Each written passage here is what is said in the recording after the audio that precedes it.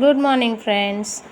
ఈరోజు మనం fruit names తెలుసుకుందాం. యాపిల్, సీమరేగు పండు, సేబ్, వాటర్ మిలన్, పుచ్చకాయ, తర్బూజ్, ఆరెంజ్, నారింజ, సంత్రా, పియర్, బేరి పండు, నష్పతి, చెర్రీ, చెర్రీ ఫల్, స్ట్రాబెర్రీ